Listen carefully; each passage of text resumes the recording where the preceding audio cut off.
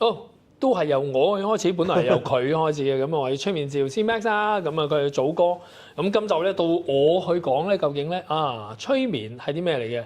喂，扮問下我啊，唔該啊。唔使啊，因為咧啱啱琴日咧有個粉絲話咧，咁睇咗我哋視頻之後咧，佢就問，佢話喂，原來催眠係可以治療㗎。佢話哇，大開眼界喎，佢想我哋講多啲。咁今次就你講啦。好啊，知道。喂，我做咗少少18年啦，服務咗 OK 咁樣。想講啲咩咧？如果19年前咧，即係19幾年前19你真係19喎。你嚟問我催眠係啲咩咧？我用一個坦白啫，我覺得係啲即係唔好話呃神騙鬼嘅嘢。總之佢係一啲叫偏門啲嘅嘢嚟嘅。摸唔到、捉唔到、睇唔到咯。係啊，咁啊，淨係以訛傳訛，即係聽到啲人講啊，喂，一催咗眠咧，講晒秘密俾你知啊，成副身家點樣去撳晒你啊，嗰個提款機個卡就會攞出嚟啊，話俾你聽咁咯。到而家都係啊，嗰啲學生或者有啲講座免費咧，啲人真係好喺度諗上嚟聽你講座，咪即係俾你催眠，最後會唔會？你每一次咁啊，得一次。係咁樣。係啦。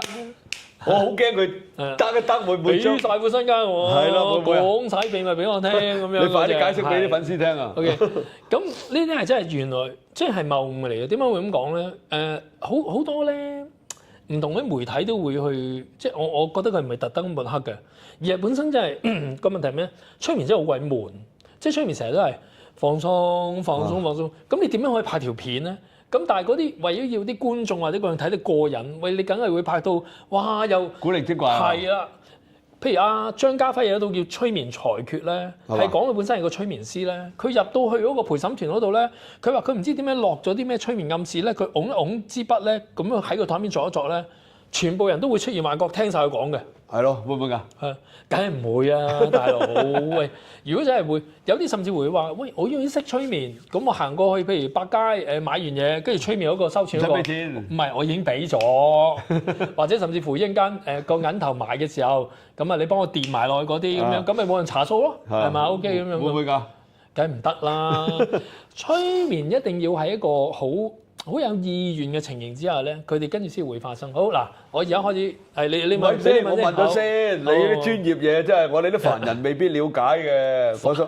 我想問下，譬如話你啲催眠其實真係你嘅潛意識啊，或者你成日講啊，係咪意識先？潛意識啊嘛。咁啊好多嘢就係話，如果啊，我識催眠，咁我成日譬如對個女仔，我唔識佢嘅，我每一次見佢咧，我都落少少暗示落去。每一次講嘢嘅時候，都會帶咗一啲催眠嘅嘢落去，咁佢會唔會慢慢就感覺到我好靚仔啊？嗱，佢啱啱講緊呢個咧，仲有一個叫語言上嘅引誘，或者語言上嘅暗示。係咯，會唔會㗎？我哋做催眠如果叻嗰啲咧，係用精神嘅暗示，即係簡單啲，點樣可以吊起個女仔嘅興趣，甚至乎產生一個咧，令到個女仔咧，如果聽唔到呢把聲咧，都係囉攣咁樣。咁真係有啦。梗係啦，喂，但係唔使用語言啫嘛，語言好渣㗎，話俾你知。咁真係有啦呢樣嘢，不過唔係話一次半次啫，係咪？嗱，我講真，你突然間自 sell 話咩？如果你想追男仔或者女仔咧，可以嚟揾我做催眠治療，1次2個鐘頭就夠，我就會教識你所有嗰啲，可以令到佢得啦。喂，我哋日本有個催眠師啊，佢個名叫林精蓮，佢係日本一個好偉大嘅催眠師，佢亦都出咗3本書，就係教人哋點樣催眠去追男仔女仔。自己可以去上網玩啦，叫林精蓮，林就係姓林嘅林，精就係阿馬永貞嘅貞，或者阿林永貞嘅貞。OK， 蓮就係光年嘅年。喂，先我想問啦，即係其實。我哋有時咧，即係有時啊，你覺得譬如有啲人咧，佢講嘢咧，你硬係好想聽佢講嘅，係嘛？咁呢啲即係有啲人講嘢，唉，熄機啊，咁，好似你之前咧，我頭一集佢叫我有咁嘈得咁嘈，佢哋之前俾人佢係俾人鬧到撲街嗰陣時咧。但係咪我多謝你喎？冇咁。而家真係再有人咁樣話咧，而家冇人，而家全部讚。而家讚都好感恩咧，即係多謝大家。我真係有真心改嘅嚇，即係就算得，知你改得好辛苦。嗱，我想講翻，我哋以凡人啦，即係我成日都講凡人，即係點解咧？因為我哋諗嘅嘢同佢哋諗嘅嘢唔同啊嘛，所以我就成日都問。嗱，譬如有一啲DJ，OK，哇！佢夜晚播嘅時候咧，佢講嘅嘢咧，當然啦，佢把聲好好聽啦，係天生嘅呢味就。但係除咗嗰把聲之外，佢講嘅嘢，佢出佢出嗰把聲嘅時候，聽到你咧好舒服。個精神嗰個點樣嘅傳遞係咪咁啊？係咁其實呢啲係咪屬於催眠咧？係，所以催眠師練靚把聲。我成日開班都同啲學生講，投資多啲心機喺你把聲度，你嘅人生將會有改變，巨變直頭。咁我把聲得唔得？哇！唔使講嘢啊！你真係你即係你而家淨係靠把聲嚟揾食，都唔係嘅。你都表達，喂唔係喎，你啲粉絲好醒嘅喎，朝頭早7點刷緊牙唔睇你咁，一路刷一路聽你講嘢。係啊，即係食緊飯啊，係有啲食緊飯啊，有啲誒刷緊牙啊，好得意佢哋。好嗱，嚟啦！如果今集講唔夠咧，我會繼續咁講。你繼續講翻你個範疇先。催眠究竟係啲咩咧？喂，你估下催眠有幾多年歷史？我諗過千年啦，係嘛？過千年係有冇咁多？你即係你覺得過千年就好叻㗎啦，已經。我覺得1000年到啦。人類有文化嘅估計最少有4-5千年歷史。嚇，咁佢唔係4-5千年咁耐啊？真係4-5千年，係啦。咁啲人邊就一開始就識得催眠啫？講得好好，最早嘅時候係咩咧？美國開始嗰啲叫做原住民，或者大家可能諗到嗰啲咩紅番啊、土人啊，我喺度念嗰啲咒咁。咁你成個族群始終都會有人病噶嘛？病嘅意思可以係身體啦，嗰啲巫師嚟㗎喎。嗱，講得好好。佢哋嗰啲咧叫做巫師或者祭司嘅，其實差唔多一個宗族裏邊係大晒，因為點解咧？佢哋可以通天㗎嘛。而家仲有，而家有，美國仲有我哋。仲好多，唔係我哋有個導師，而家已經就係嗰啲嚟。亞馬遜啊，亞馬遜河都有。但係佢哋個名咧喺美國嗰度咧就唔係用巫師同埋祭司嘅，佢哋叫薩滿師。薩滿師，哦，即係同係啦。咁你想象下，即係4-5千年前，如果有人病，OK 咁樣咁，後尾帶去見下嗰個薩滿師或者祭司，佢肯醫你。好。想像下，當一間以前唔會有個宮殿啊，或者嗰啲草苗嚟種嗰種草嘅。想像下行入去嗰個薩滿師嗰度，你覺得除咗個薩滿師，可能仲有啲咩喺度啊？可能啲草藥啊，可能啲文嗰啲嘢，可能嗰啲咁嘅嘢。仲有啲好勁嘅嘢，係同我哋催眠好有關係嘅。OK， 一啲工具咯。嗰啲工具係啲咩嚟嘅咧？就係嗰啲人咧，可能咧獵殺咗嗰啲動物嗰啲頭，係啊，啲羊啊、馬騮頭熊啊、老虎啊，好多有。而家我之前都見過。即係越勁嗰啲就越擺。咁關嗰啲頭咩事啫？死屍嚟嘅啫。因為你咧一入到去咧，有啲咁多咁兇猛嗰啲動物望住你咧，你個人嗰個意識咧會減弱得好緊要嘅。咁樣會唔會明白多少少啊？喂，你越講下，講到去心理學嗰啲咁嘢。根本就係心理學。而家我就係講緊，即係點解人哋以前4-5千年去做呢個技術，會有可能會成功嘅咧？你頭先又講咗另外一個因素咧，我哋而家冇嘅陰功。咩嚟？即係我哋做唔到嘅。你講咗第一個因素係草藥。草藥唔係啊！我哋而家中藥嗰度大把中藥啦。大麻舉一個例啊，其中一樣啊。大麻。嚇，有啲叫做而家叫死藤水。犯唔犯？以前4-5千年前講咩犯法啫？咁啊！千幾百100-200-300年前都唔講犯法啦。法律係人定嘅啫。即係話，當你入到嗰間廟或者嗰間茅屋都好，有咁多隻咁強勁嘅動物望住你，你個意識已經收細。再加埋你食埋啲草藥，可能係大麻或者我哋而家喺古巴或者巴西飲到叫死藤水，唔知你聽過未 ？OK， 咁樣啲嘢飲完之後，個人會迷迷糊糊。會你會有飄飄地㗎嘛？如果用更加好嘅講法就係咩咧？你個意識會差唔多接近失去，但係佢亦都會咧可以咧同個潛意識好平衡。OK， 我唔講意識潛意識，因為太複雜，唔好講 OK。咁個人總之迷迷糊糊喺嗰一刻裏邊咧，嗰個祭司咧講一啲嘢就係好簡單，就係話：你而家隻腳唔痛啦，唔痛啦，嗰度又冇事啦，嗰度冇事啦，嗰度又好翻啦。催眠咪即係催眠咯。都係咁嘅催眠，而產生咗催眠呢樣嘢。係啦，咁後尾就慢慢一路去，咁行咗幾千年，行到大約我諗400年、500年前啦，英國已經開始係一個叫做開始好有醫科。喂，正式嘅現代嘅醫科咧，連300年都噏唔到㗎，即係真正嘅西醫啊，係醫學咁樣 OK。咁啊，當400-500年前，咁後尾嗰啲人就喺度見到嗰啲祭司或者嗰啲見到就係點解咧？呢個人喺我哋嗰個醫學裏邊係完全醫唔到嘅。喂，掉去你嗰邊嗰啲真係嗰啲仲話，因為喺講緊300-400年前仲係有好多祭司同巫醫嘅。唔知你有冇聽過咧？有啲叫照直講啦，天主教咧覺得有啲女巫醫，如果係女巫咧，真係會燒死佢嘅。有，你而家上網都仲有啊，睇到。好啊，咁啊 OK，咁啊講翻頭先即係嗰啲所謂嘅西醫開始睇下，你點解會？即係可以做到嘅咧，即係明明嗰個人喺我哋嗰個角度裏邊係醫唔好嘅，譬如呢度係永遠痛就係痛啦，食藥又唔得，乜都唔得呢個。點解會有可能俾你做一次所謂嘅嗰啲嘅祭祀啊？或者一個過程裏邊之後，佢痛消失咗。嗱呢啲其實我又提過話啦，即係我聽見你咁講，我突然間諗起咧，因為我哋中國嘅鐵打咧，鬼佬冇噶嘛，係鬼佬咧，總之你斷骨咧就例牌㗎啦。佢哋斷骨咧就睇下你斷得厲唔厲害先，一係就施手術劏開佢，跟住咧就將你個骨放兩塊鋼釘，就將兩塊鋼釘咧轉落你個骨度駁翻佢咁噶嘛。但係我哋中國人嘅鐵打咧就唔需要㗎。嗱，即係點解我親眼睇過？對唔住打叉咗你啊，分享少少。因為我個外甥咧，佢好高㗎，6尺4寸，6尺4、5寸。佢打籃球好叻嘅。有一次咧，人哋妒忌佢，佢一射籃，佢推佢落地下。哦，浪一浪。一落，咁佢呢嚿骨啊，呢嚿骨斷咗，咁樣直情突咗出嚟。咁我有一次去佢屋企，佢阿媽唔理佢衰啊，我家姐就係好衰嘅。嗰次我一鬧佢。乜嘢叫唔理佢？即係佢突咗出嚟都唔理佢。係啊，咁佢啊，阿舅父你睇我嚿骨，我話嚇，你斷咗骨喎。係啊，嗰次早幾日打籃球。咁我家姐唔喺度啦，咁我得，我而家即刻帶你去大埔睇鐵打咁。咁個鐵打佬一睇，喂唔使講啦，斷骨啦。咁啊叫啦，嗱你而家去嗰個前面嗰度照 X 光，照完 X 光咧，我俾你睇。睇完之後咧就嗱你自己係咪睇斷骨？係啊，嗰支骨咁啊，一高一低。咁我話點啊？我話佢話嗱而家咧幫你駁其實收1500蚊，我記得好耐啦，都有30幾年，30年前。咁好天文數字，1500蚊咁 OK 啦，我做舅父是但啦，俾啊，我話得啦，1500蚊。佢話乜都唔使，而家即刻幫佢駁嚇，乜都唔使開刀，唔使成，即刻駁。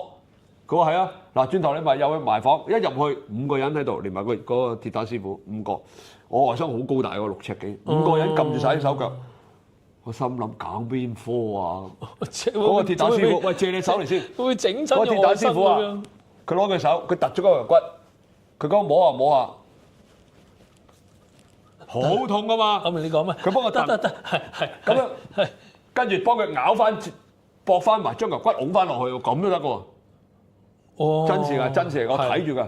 跟住駁，我外甥就痛到啊咁，5個人撳實佢，跟住撳住佢之後，幫佢駁完之後，搞好快啫。我諗都冇2分鐘。跟住佢話得，跟住點啊？攞2支篾仔啊，竹篾啊，燈籠嗰啲竹篾仔，夾住呢度，跟住紮，得啦，冇事啊。跟住真係過咗唔夠3個月打翻籃球，知道幾犀利？呢啲就係佢咁樣講咧，我忍住，我即刻唔講催眠，我頂你個肺，我就講啲咩？喂，我哋都有發生喎。咁我教拳噶嘛，OK？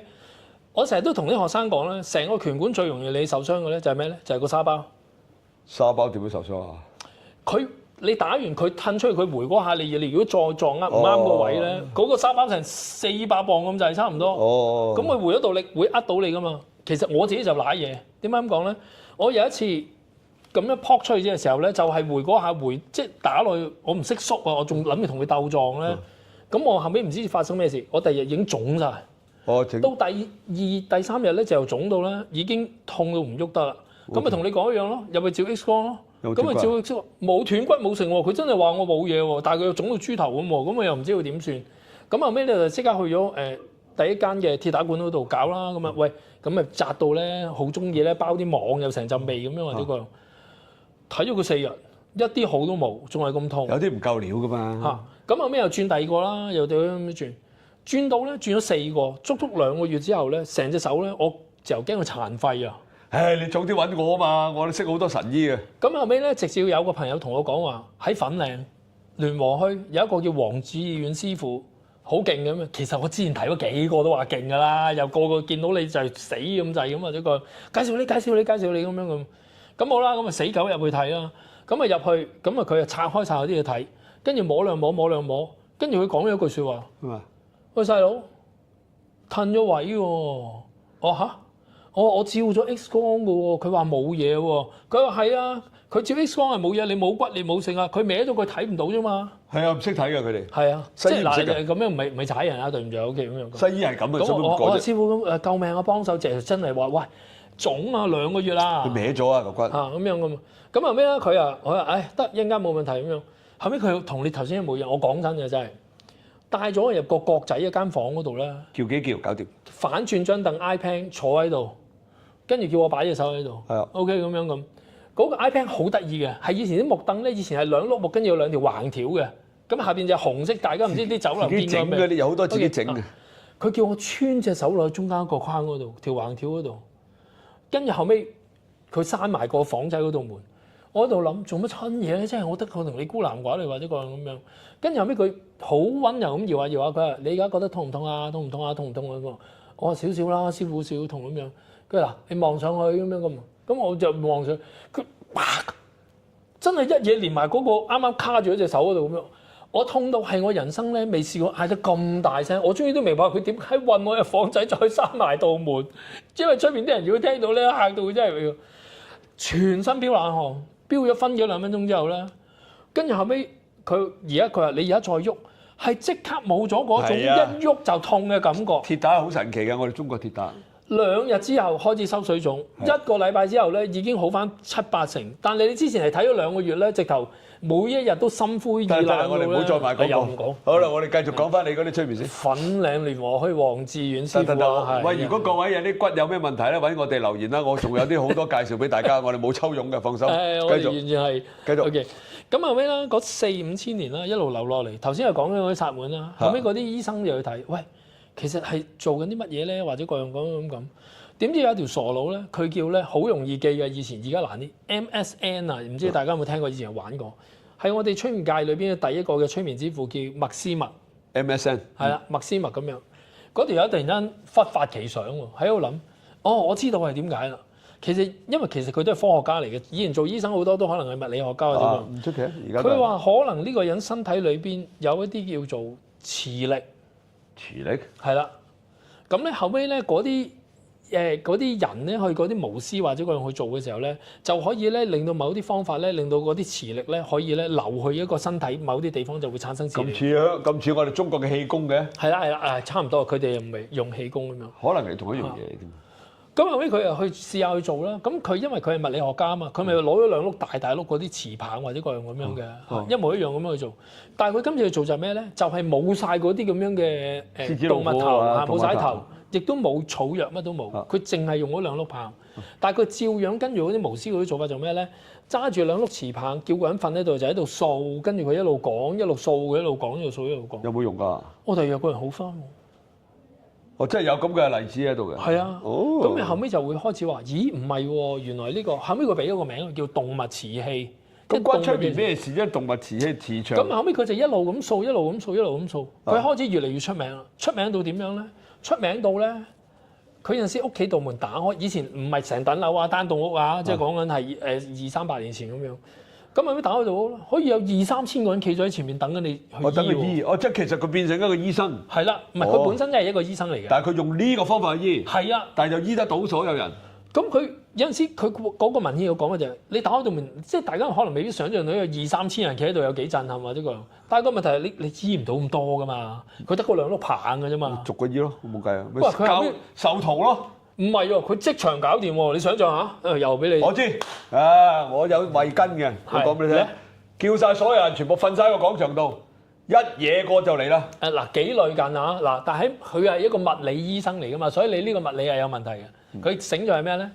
佢自己揸住2碌棒，叫第一個揸住，後尾叫後邊啲人全部搭住前面嗰個人個膊頭，咁你咪一路一個搭一個咯。咁似5餅2魚嘅，係咪叫5餅2魚咩？咁啊2-3千個人啊 ，OK 啊咁樣。咁咧，佢先同第一個講嗱，一陣間我數1、2、3，我嗰個動物嗰個，即係呢個就會開始個磁力會一路出現㗎啦。即係掂住都得㗎。係啦，掂住都得。咁後尾一路做嗰個文獻寫咩咧？當第一個人揸住嗰個磁棒開始出現發羊吊嘅狀態之後咧，後邊連隨跟住嗰啲就全部一齊發羊吊。喂嗱，我又唔係話咩啊嗱，我而家網上咧都見到有啲人做呢樣嘢嘅。嗯。佢有啲摸住嗰個女人咧，摸住佢就跟住成個喺度點，咁樣篤住個心口咁樣或者真定假㗎？真係會唔會係你哋講嗰啲啊，大佬？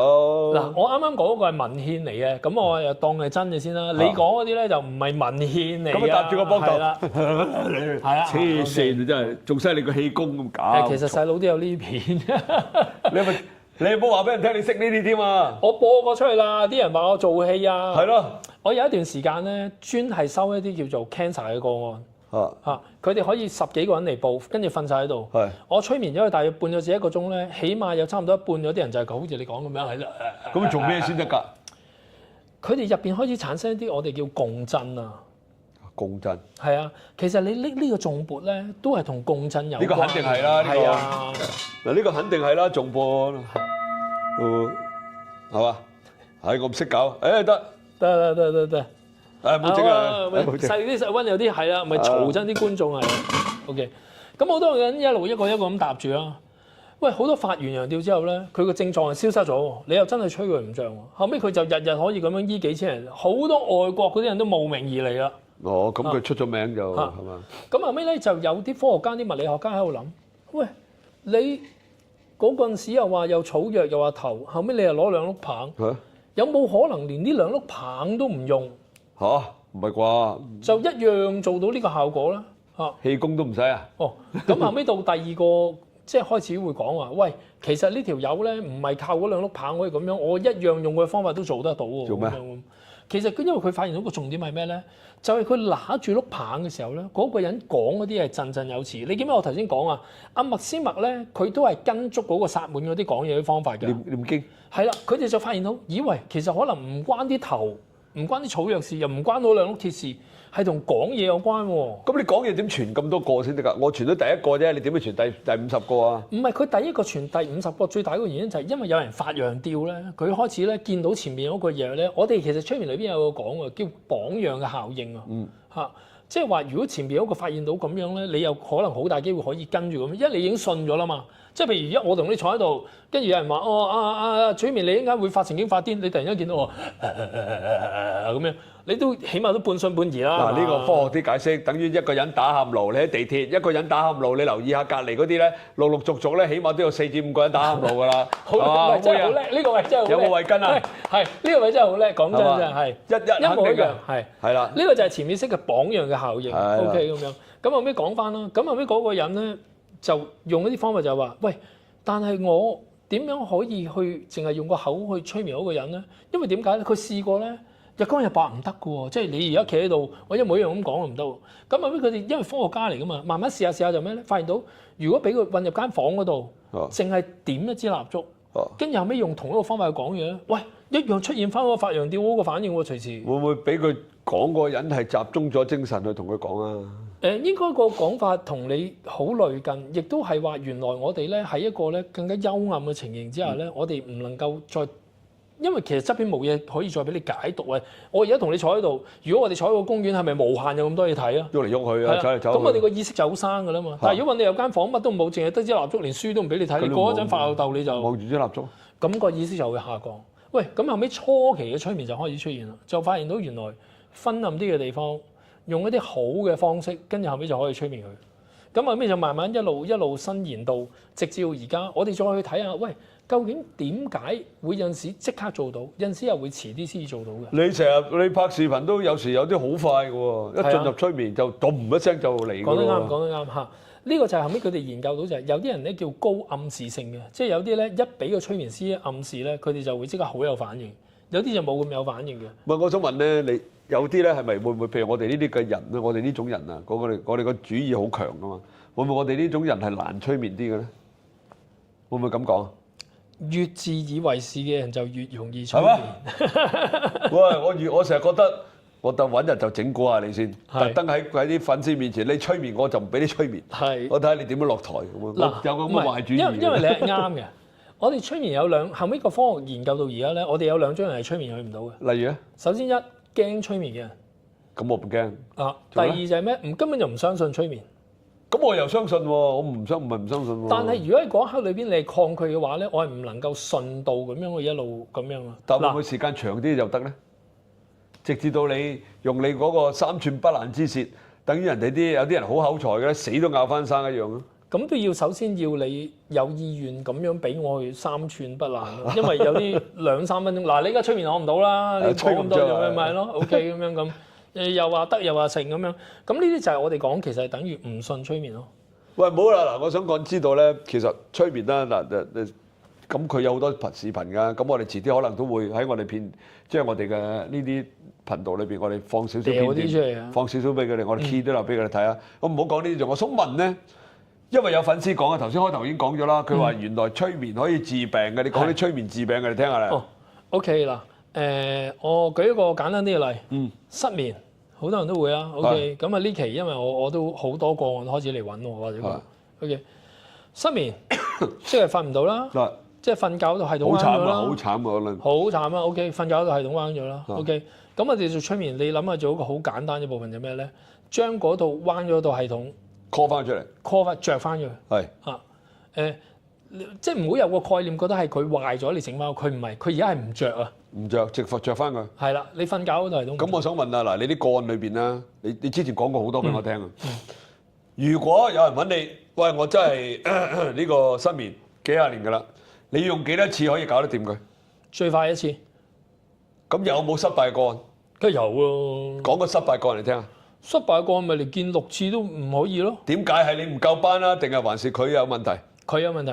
例如點解有問題？我俾啲方法翻去，因為佢有個諗法就係，喂，我有失眠，我俾你喺度做咗催眠，咁我咪翻去瞓到咯。係嚇，其實啱啊，係咁。唔啱點解咁講咧？我個做法係咩？你嚟催眠，我係俾你體驗催眠嘅狀態，即係頭先講嗰啲咩有隻熊啊，有咩麥斯麥又咁樣或者個，我俾你進入嗰個狀態，然之後我會教你呢個方法，你夜晚翻去要不停咁樣幫我着翻。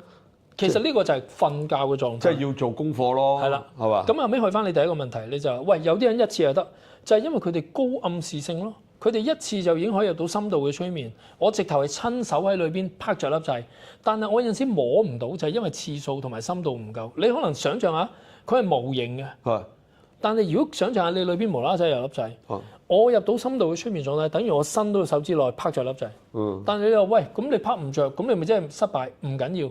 我會教你個方法落去，你夜晚翻去不停咁拍粒掣，拍下粒掣就會長着噶啦。即係嗱，我又諗到一樣嘢咧，你哋催眠咧，除咗係有啲心理學樣嘢啦，係嘛？另外咧，可能咧就會有一種叫做咩啊，心靈上嘅嘢落去喎。即係我你聽我講，焦慮唔係啊，因為有啲人可能佢真係有或者佢可能爭落30張卡數講粗口，即係我30張卡數講粗口啊，30張卡數咁佢瞓唔着都好正常啫。係咁又關你哋叫，如果佢咁樣情形底下都冇辦法嘅喎。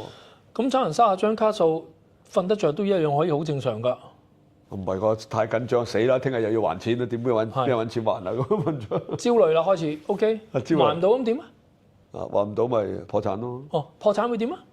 破產咪4年一條好漢咯。哦，即係話跳躍式去翻嗰個已經係達到嘅地步。而家焦慮最大意思就喺中間晾住，成日都諗唔掂。喂，我話俾你知，佢而家聽完我講都好，佢諗得掂都冇用。佢裏邊入邊嘅潛意識冇改寫到一個叫價值觀同嘅信念。我做催眠就係將呢樣嘢話俾潛意識聽。因為點解？入邊係有感覺嘅，輕鬆係一種感覺嚟㗎嘛。係啊，啱啊。係啊，但係對於一個已經爭人幾廿萬嘅人，你叫佢輕鬆，佢都唔知你講乜嘢。係啊，咁點啊？你 call 個輕鬆出嚟，係將佢輕鬆 call 翻出嚟。哦，唔係，我係話俾佢聽，佢裏邊咧會個潛意識當感受到嗰種感覺好好咧，你知唔知會發生咩事？嗱，慢慢嚟先。唔知。你試完一樣嘢個感受好好，譬如你去到間鋪頭食嘢，我哋叫 CP 值好高，即係性價比高，好食，服務好，下邊會發生咩事啊？跟住會再去咯，或者我讚佢咯，係，或者我讚佢啊，讚完佢。你而家出面嘅意識覺得入邊係幾好都好，入邊都覺得唔係。入邊就係覺得要不停要煩惱，你知唔知點解啊？你而家爭人幾十萬卡數，你咪好多煩惱嘅，啱唔啱啊？呢句説話大家咁樣講，你知唔知點解要煩惱？爭人錢咪煩惱咯。嚇，點解要入邊要不停煩惱？點解佢唔停止煩惱？咁我因為未還晒錢咯。係啦，其實個煩惱就係激起你個情緒，令到你諗方法。諗方法？係。我唔識得諗喎。你唔識得諗，甚至乎咧，我可以話俾你知，你可能係冇方法。直頭係啦。你係要硬食嘅。係啊。OK。咁硬食會點啊？喂，我講一樣好簡單嘅嘢俾你知。你犯咗事，你嗰件事，譬如你喺條街度無啦啦拱到人哋啲滾水落到人哋，OK，咁你準備要上庭啦，上 court 啦。你知唔知啊？上 court 嗰個過程裏邊，你係最焦慮嘅。係啊。係啊。如果一判阿祖，你梗係落到人，你而家要坐2個禮拜監。